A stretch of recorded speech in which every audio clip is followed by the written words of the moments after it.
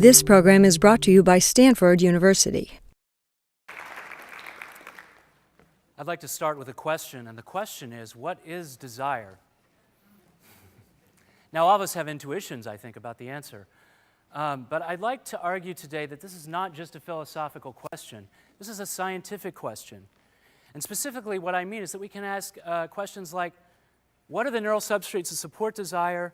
When does it happen? Under what conditions does it emerge? How does it work? And is it good for anything? Is it good for making decisions, for instance? And is it also important for our well-being? When I think of desire, this is the first image that comes to mind for me. How many people have the same phenomenon? Okay, well, I'll try to explain this. This is a picture that was taken about 50 years ago, and it was taken in the lab of Donald Hebb at McGill by a couple of, a grad student and a postdoc at the time, Jim Olds and Pete Milner. And what they'd done, they'd stuck an electrode down in the brain. They were trying to wake the rat up. They weren't having very good success. But they did notice something interesting, which is that the rat kept returning to the corner of the cage in which it was stimulated the day before. So Olds got an interesting idea. He said, what if we let the rat stimulate its own brain? What will happen? So that's what he did. He rigged up a lever here, you can see. And you can see the electrode going into this rat's brain. And he just let the rat press the lever. So the rat did that for a while. And it kept doing it. It kept doing it. Kept on doing it. It kept doing it. So in subsequent experiments, they found that this was a very attractive activity for this rat. The rat would rather do this than sleep, eat, drink, or have sex. So they thought, they were very excited, and they thought, oh, we found the reward circuit. And you know, there's something to that. But what I'd like to argue today is they couldn't have conceived of the importance of this finding 50 years later when we're talking about sophisticated decisions involving finances, which we're all thinking about these days, and also mental health.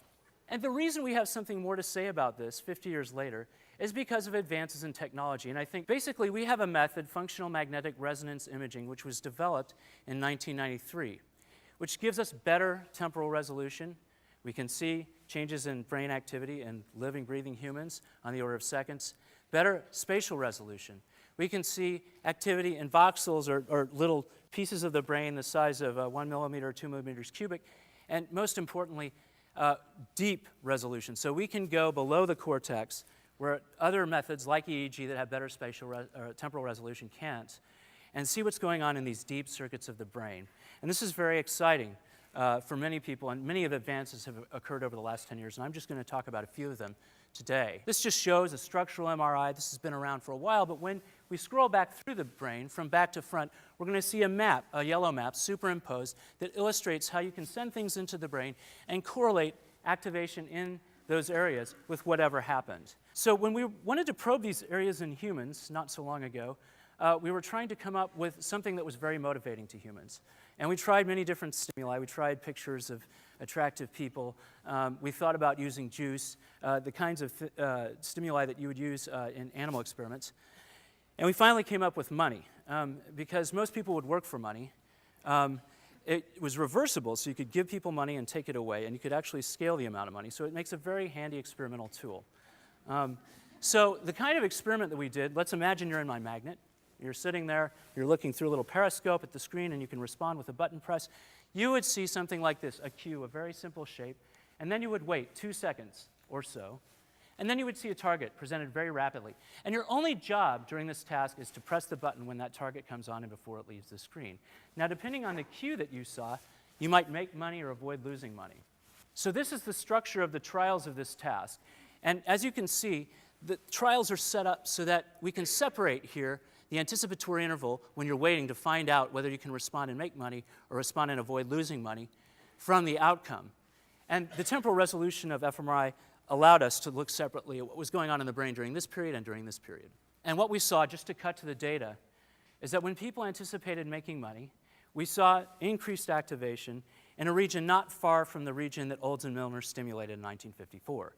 The nucleus accumbens. This is a subcortical region. It's conserved across the mammalian line and probably even further back.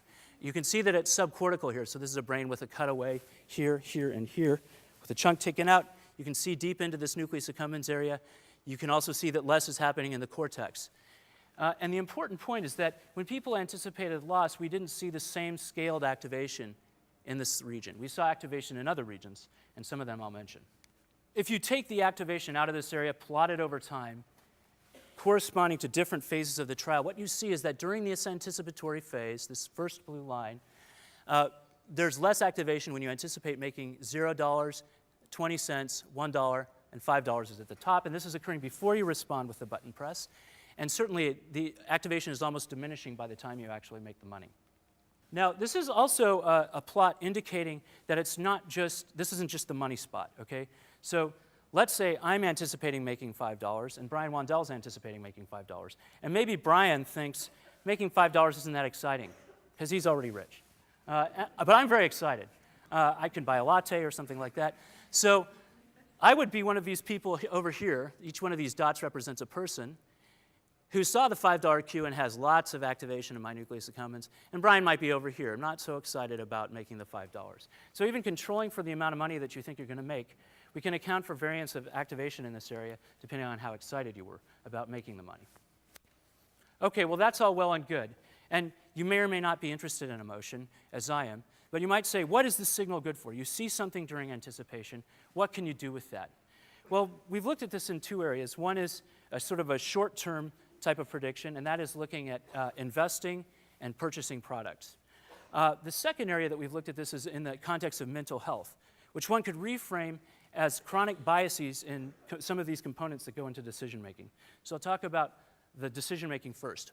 So in our investing experiment that I did with Camelia Kunin at Northwestern, she's now an assistant prof there, people saw three options, 2 stocks and a bond. Then they saw this word choose, and they could choose one of those options. Then they waited and saw how much they made. Now, in this case, the subject had just chosen stock T and had made $10. And then people see what would have happened if they would have chosen the other option.